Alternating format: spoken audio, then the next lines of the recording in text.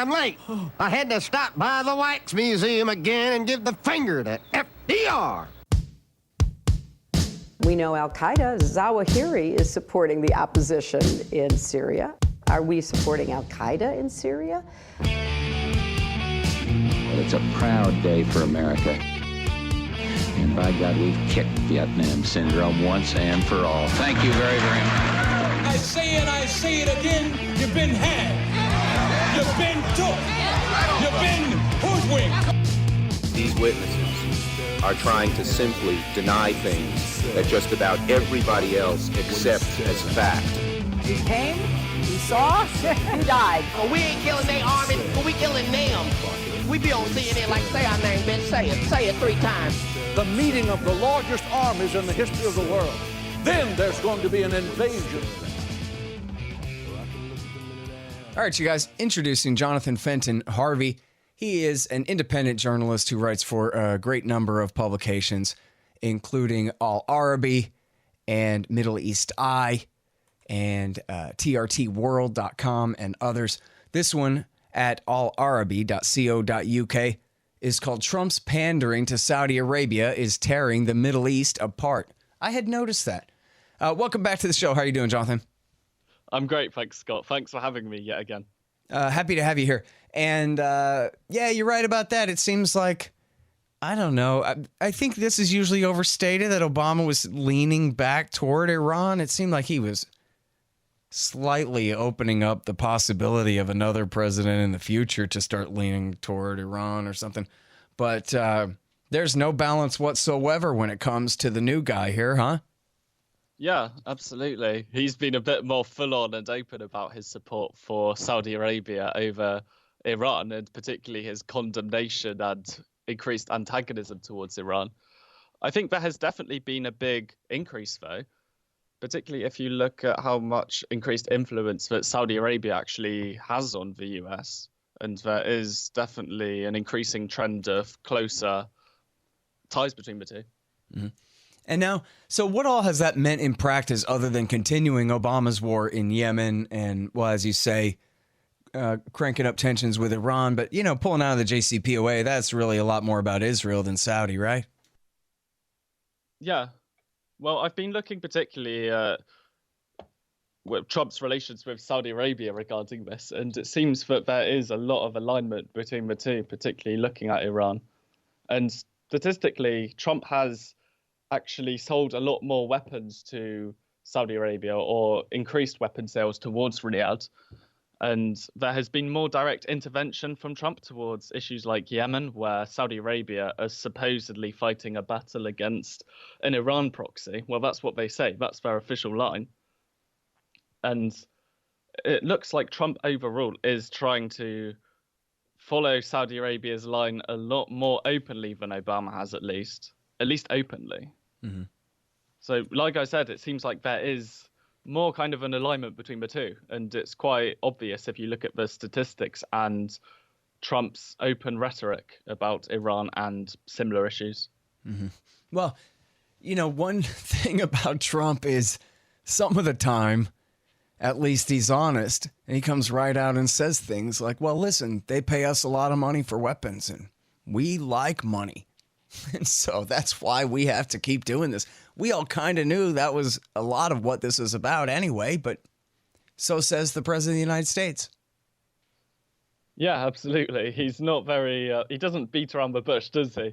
He just likes to try to say it how he feels it is anyway. And even worse than that, I remember he said that he needs to keep, well, the US needs to keep selling weapons to Saudi Arabia, otherwise thousands of American jobs will be lost. So that right there shows his priorities, that he is focusing more on economic interests when it comes to weapon sales to Saudi Arabia, rather than human rights and a sensible foreign policy. And I think that's why Saudi Arabia has a lot more influence over this particular administration, incidentally. Because if you look at lobbying efforts from Saudi Arabia, there has been a noticeable increase under Trump of Saudi lobbying money, particularly from the UAE as well. That's also something I follow quite closely. Mm-hmm. So it shows that Trump is more willing to accept lobbying and money, well, putting money and business first over anything else, and that has clearly got him in a lot of trouble. Yeah, it's funny, in a conversation with Chuck Todd recently, I'm pretty sure he was defending his Korea policy from, criticism that it was naive or something. And he invoked the military-industrial complex by name from the other point of view and said, listen, there is a military-industrial complex in this town, and they like war. And don't kid yourself. There's a big push against anything that would help make peace anywhere. So yeah. Chuck Todd could have said, is that the same one that you invoke all the time as your excuse for the genocide in Yemen? But he's not really quick on his feet, that one. No, absolutely. Well, either way, it seems like Trump is putting a lot more emphasis on economic development rather than anything else. Well, supposed short-term gains. And obviously, like you said, the people of Yemen are suffering a lot from it. Mm-hmm. It's harder to memorize all the excuses. You might as well just stick with it. The real story is money. Now, and so, speaking of which, is the war in Yemen and the recent attacks on the Aramco facilities there in Saudi Arabia, claimed by the Houthis and yet blamed by the Americans on the Iranians. What do you think? Well, of course, that's going to be Trump's initial stance, particularly, to blame Iran, particularly. As we said, he is taking more of an antagonistic stance towards the Islamic Republic. And quite shockingly, I'm sure you'd agree on this, Scott, it was quite bad how he said that he would leave the decision up to Riyadh. He would wait to hear their call on it, even though they are trying to, at the same time, get Washington to take a harder stance on Iran. So that just shows openly that Trump is trying to give more influence and power to Saudi Arabia. And that's exactly what's happened. He's trusting them too much. And that's why I was arguing in that article for Al Arabi that the reason there is more increased antagonism in the Middle East region and polarization between between increasing sides is because Trump is putting too much trust and emphasis on Saudi Arabia's narrative. So that's a big problem. Hang on just 1 second. Hey guys, I got to tell you about wallstreetwindow.com. It's the great Mike Swanson. He made a killing on Wall Street back in the day, and now he sells advice for reasonable prices. You need to know what to do to protect your assets. wallstreetwindow.com. Hey guys, I know you're going to love Will Grigg's new book we just published at the Libertarian Institute, No Quarter, The Ravings of William Norman Grigg. It's wonderful. It's terrible. It's devastating. You'll laugh. You'll get angry. You'll miss him. You'll be inspired to fight for freedom. With perfect cover art by Scott Alberts and a brilliant introduction by Will's great friend and protege Thomas R. Edlam, it is a fitting legacy for a brilliant man and nearly tireless defender of liberty. Get No Quarter, The Ravings of William Norman Grigg, in paperback or Kindle on Amazon.com. All right, now, so you have this other important piece about the UAE and China, but as a segue there, let's just talk about Saudi and the UAE and their joint mission, this horrible war in Yemen, where the UAE is now somewhat backing down. I think they're still backing a lot of mercenaries there, but supposedly they pulled their main military force back. And there's been a big clash between Saudi and UAE over who to support in the south, and the Southern Secessionists and the Muslim Brotherhood and Hadi and all these things. So what do you make of all of that? Well, just to start with the UAE's news about the UAE's military drawdown. As you said, the key word is supposedly. So at first, they withdrew their troops from fighting the Houthis in certain parts of the west of Yemen, particularly against Hodeidah, where the Houthis still have a lot of control. But even then, for starters, the UAE retained a lot of its military presence in other parts of the country, like some less significant, but still important bases for them. And two, they have not halted any support for the secessionist militias and the Southern Transitional Council, which is the political body seeking to claim an independent South Yemen and rule over it by force at the moment. And So that just shows that their so-called withdrawal is an illusion, as I've argued in previous pieces. Now, onto the Saudi and UAE rivalry. I think that it is, while they do have differences in the ideal government they would like to support, as I've argued recently, I think a lot of their supposed divisions are over-exaggerated. For example, they came into the conflict trying to fight the Houthis and push them out of different parts of Yemen.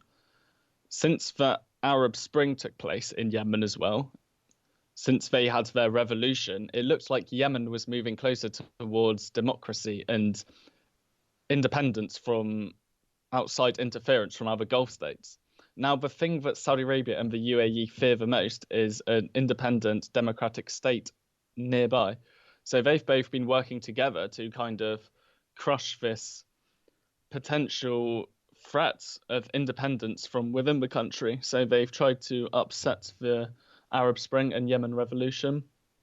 And I don't think that any political divisions they have in Yemen, the parties they would like to support, is significant enough to drive them apart. As you see, they've still issued statements supporting each other and claiming that they both want to work together to solve the differences. And if you look at the wider regional issues and wider security concerns, I still think that they are largely unified on many of these issues, and their alliance is otherwise quite important for them. So I think any differences that they do have, they will work around it, as they have in the past in Yemen, incidentally. Mm-hmm.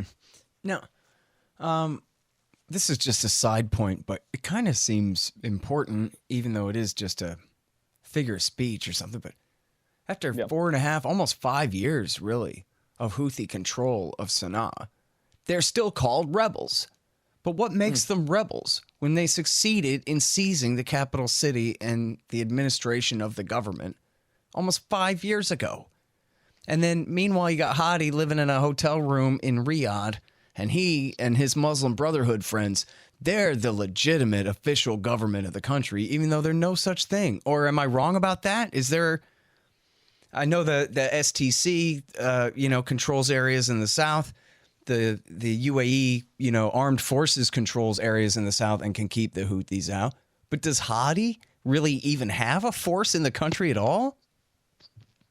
Well, from what I figured out from speaking to many different Yemenis as individuals, Hadi is largely not considered representative of Yemeni society now, particularly as many people tend to identify within their region within Yemen rather than a kind of unified government. The idea of a unified state of Yemen is only a recent thing. Remember, it was only formed in 1990. And since Hadi hasn't been representing Yemenis since he was exiled all those years ago, well, after the Houthi insurgency, he hasn't obviously been able to provide any kind of state or life for Yemenis. And like you said, that he doesn't have much of a military force in the country.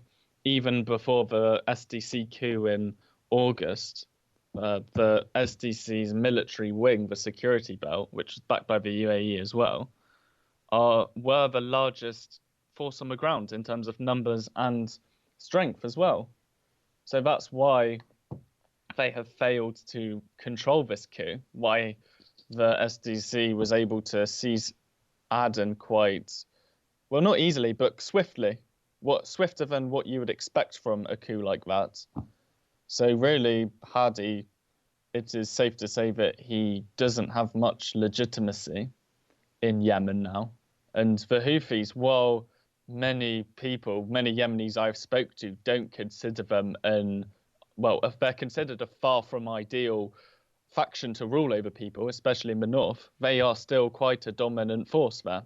If you look at how they are a stronger force and they know how to operate within Yemen. Mm-hmm. So that's why Saudi Arabia has failed to contain them. Yeah, it's not to praise them, to say that the reality is real, that they have won the war thus far for control over the capital city.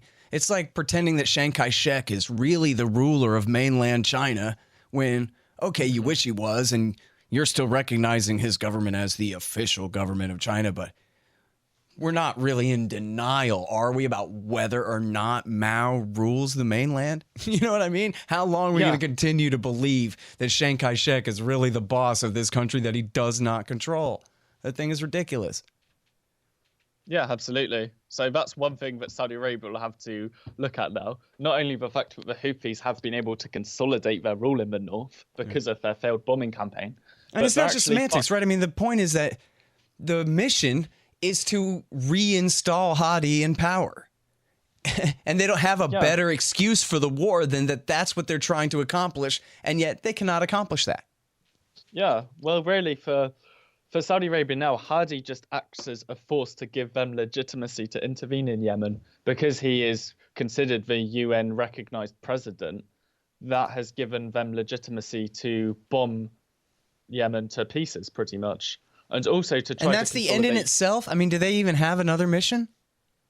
Yeah, they do as well. I think they do. Their main aim is to make Yemen divided. Well, not literally divided between the south at the moment, but they want to keep Yemen weak and more dependent on Saudi Arabia's influence. Mm-hmm. There are some historical elements there that could be argued, because when Saudi Arabia was founded as a kingdom, they did try to literally conquer Yemen.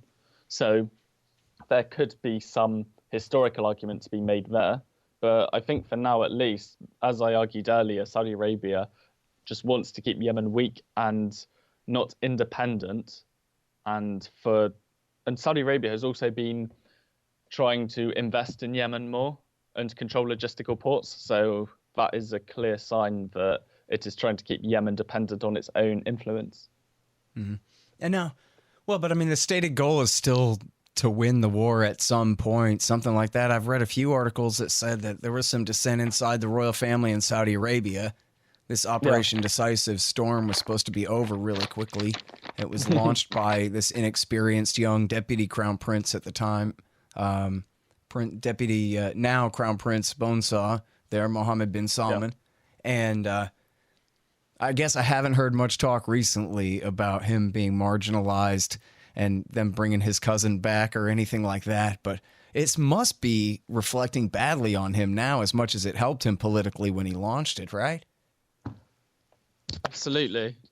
Well, if you look at many factors, I mean, Saudi Arabia has been trying to carry out this Vision 2030, where it's diversifying its economy, and therefore it needs to attract investors into the country and create a more liberal image. But then after the killing of Jamal Khashoggi and other issues, as well as Yemen, such as the blockade on Qatar and kidnapping the Lebanese prime minister, all of this really hurts his image and as being a reformist. So, and that's going to have long-term implications for Saudi Arabia's attempts to reform itself and meet its economic goals, especially if you look at the fact now that the Houthis have started firing into Saudi territory, regardless of whether or not they did the recent attack on the oil facilities. There have been other missile attacks, so that's going to create an impression that Saudi Arabia is not completely secure. Mm. Well, and, I talked with Nasser Arabi, the great reporter out of Sanaa. He told me that the Houthis have said explicitly that they had help from Saudi Shiites, that, that was the explanation for how they were able to do it. Yeah, exactly.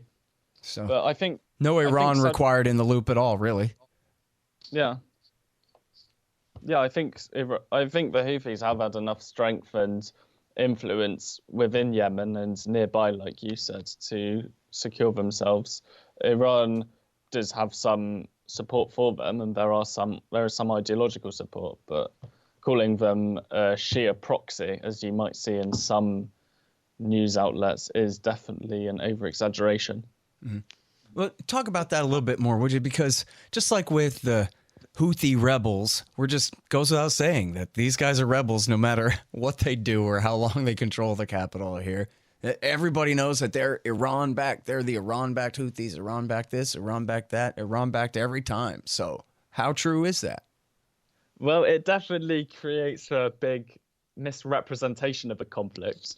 If you judged Yemen based on what you'd seen in some mainstream media outlets, you would just think it's a Sunni Shia proxy war between Saudi Arabia and Iran. That would be the best way to summarize it, but that's obviously not true.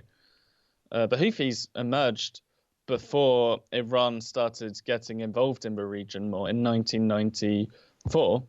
There are some historical elements to look at as well, particularly as the Zaidi community in Yemen, which is a lot of it's contained in the north, they were considered marginalized by Saudi Arabia's policies in the north when they were supporting the Yemeni Arab Republic in the north. So the Houthis were considered by some analysts to have emerged from that. So really, they are quite a localized faction, although as they have been more marginalized and blockaded from the conflict, and since Iran have as well, all of this has pushed the two closer together, in my opinion. If you look at what Trump has been doing to isolate Iran more and what Saudi Arabia has been pushing for in Yemen and against Iran. Yeah, and you know what? Going forward, I don't know. It doesn't seem like the Houthis will ever be what they used to be, this small faction hiding in the mountain, or I don't know, hiding, but dwelling in the mountains in the north in their own little territory, bribed by the Saudis to mind their own business most of the time. And it's going to be really hard to put this genie back in that bottle. And then, so from the strategic point of view over at the think tank, well, we can't just let Iran dominate the southwest corner of Arabia. We have to keep this genocide going until they're all dead. Yeah, well, what Saudi Arabia has tried to contain has actually expanded and come back at it, because the Houthis are more dominant now in the north than they've ever been.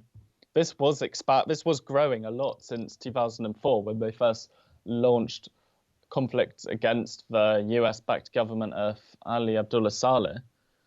But now, because of the war and because there has been a lot of instability from the conflict, particularly as Saudi Arabia's bombing campaign has destroyed the Yemeni state effectively, the Houthis actually have more room to maneuver. So the Saudi Arabia has actually given them more freedom to operate and expand. So that is definitely something that a massive strategic failure from Riyadh. Yeah. Well, we can't quit now. We've got to double down. As Hillary Clinton says, when you find yourself in a hole, you better grab a shovel and start digging. She really did say that. All right, so now I'm sorry because we have some time left, but not that much. But talk about the UAE and their rise here overall in the region and their power relative to Saudi and their expanding relationships in, I think you mentioned Libya in here, but especially with China, as you write about here in Middle East Eye.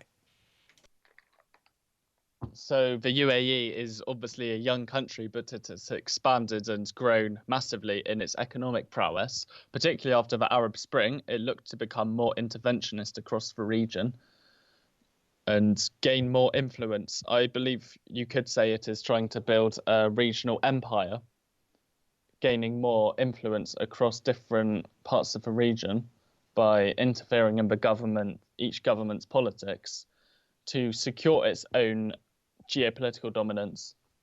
So while some observers, embraced the Arab Spring, the UAE was particularly fearful of it, because if there were too many democratic reforms and too much empowerment of the Muslim Brotherhood, that could lead to reforms in the UAE or calls for reforms. So that's what the UAE is afraid of. And now this is really important, right? That their problem wasn't, they're protecting modernity from Islamism. It was that they're protecting their own power from the vote. Yeah, exactly. Because the Muslim Brotherhood, what's wrong with them is they want to stand for election and see if they can win. And that's really dangerous. And it sets a terrible precedent for other factions too. Well, one prominent Emirati minister actually admitted a while ago that if there was an election in the UAE at the time he said it, the Muslim Brotherhood would win. So that's why they're afraid of the Muslim Brotherhood and democracy all across the region, because it would upset not only their desired regional order, which gives them more influence, but also it would upset their political system at home. It would lead to massive changes. So that's why they have aggressively tried to clamp down on democracy and support traditional reactionary authoritarian leaders in different countries. So they've bankrolled the coup in Egypt.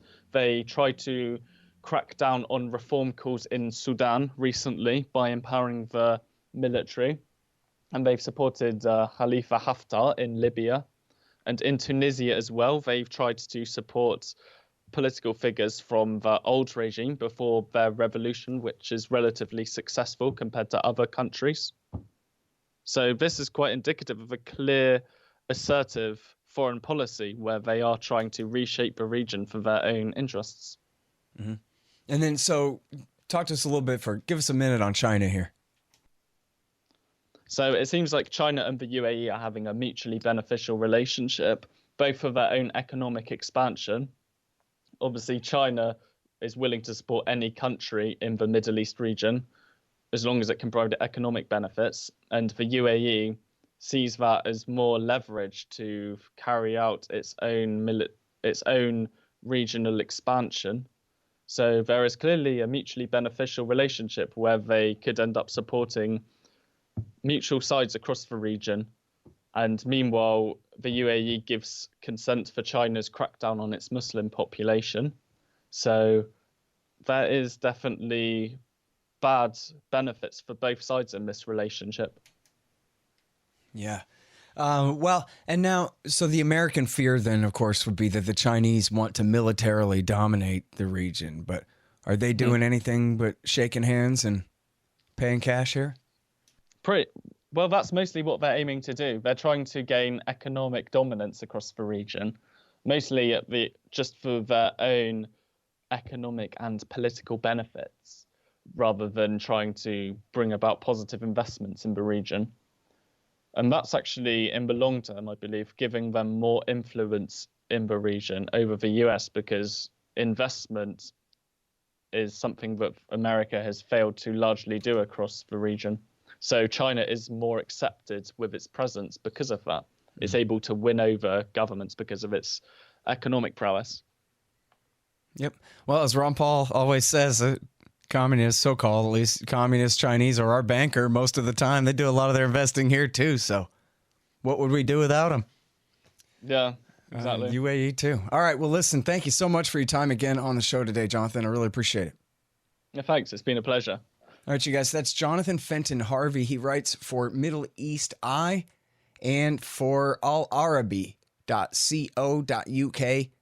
This one is called Trump's Pandering to Saudi Arabia is Tearing the Middle East Apart. And this one at the Middle East Eye is called How Ties with China Bolster the UAE's Bid for Regional Dominance. All right, y'all, thanks. Find me at libertarianinstitute.org, at scotthorton.org, antiwar.com, and reddit.com/Scott Horton Show. Oh yeah, and read my book, Fool's Errand, Timed and the War in Afghanistan, at foolserrand.us.